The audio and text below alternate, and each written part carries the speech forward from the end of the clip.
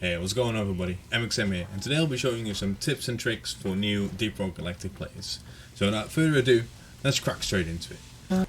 So the first tip is, don't shoot Steve, or Steve.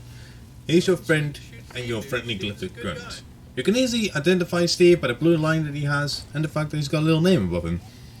He's tamed using the Beastmaster perks, which probably one of your teammates has, because of that he's running around helping you out on your adventures. So once again, don't shoot Steve, he's a nice bug. Tip number 2, focus on completing your assignments to make sure that you keep progressing in the game. There are several assignments concerning the game, from trading resources to being able to unlock deep dives and forging weapons. So make sure early on you prioritize those so you get access to better gear, and you also have the possibility of trading resources to unlock further upgrades for your guns. If you do not do this, you'll probably stagnate at one point and you still find yourself catching up on these assignments that you probably could have done really early on in the game. So get those assignments done, they're there for a reason. Tip number 3, know your class. There are 4 different classes in Deep Rock Galactic, being the Engineer, Gunner, Driller and Scout.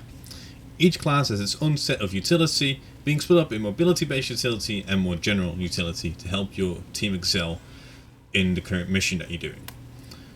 Sometimes combining these types of utility can be extremely helpful. For instance, the grappling ability on the Scout and the platform gun on the Engineer can help you reach certain areas that otherwise would be hard to reach. Or for instance, the drilling claws on the Driller can help you reach the escape pod quite easily and without any real trouble.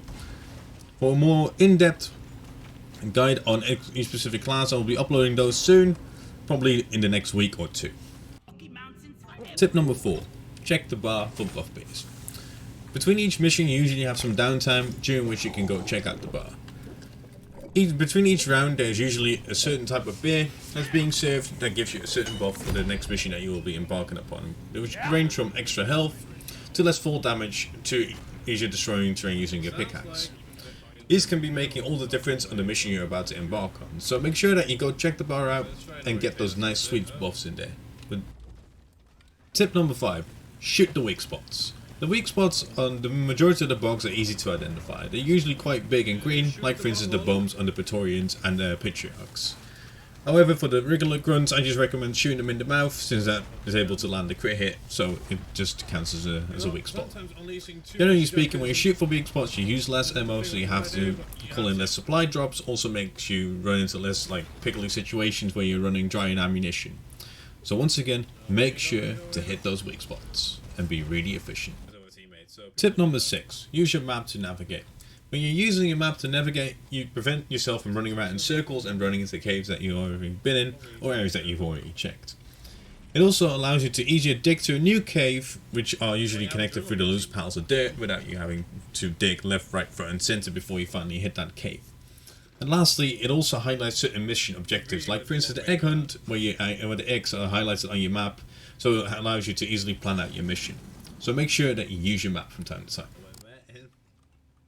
Tip number 7. Harvest as much as you can.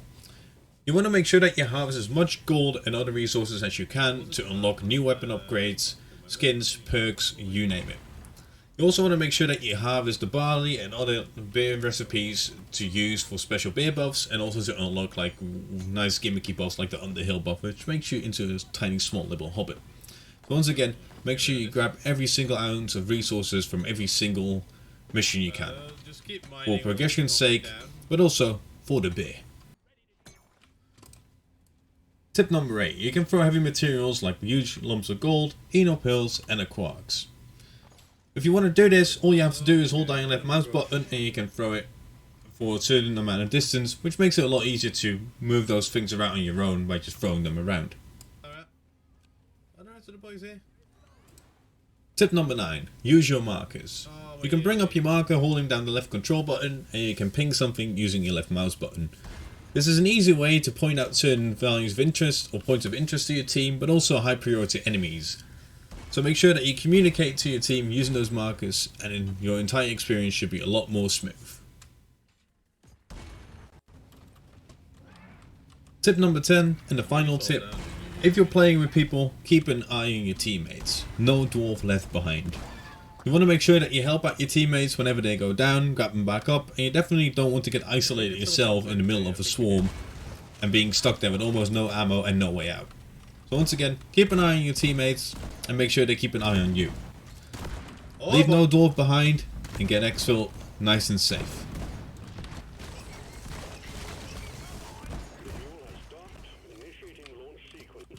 There we go. So that wraps up this tutorial. If you enjoyed the video, make sure to leave a like and subscribe for future content. Also stream on Twitch, Tuesday through Sunday, over at twitch.tv/mxmchovi. Lastly, have a great day, and I hope to catch you guys in the next one.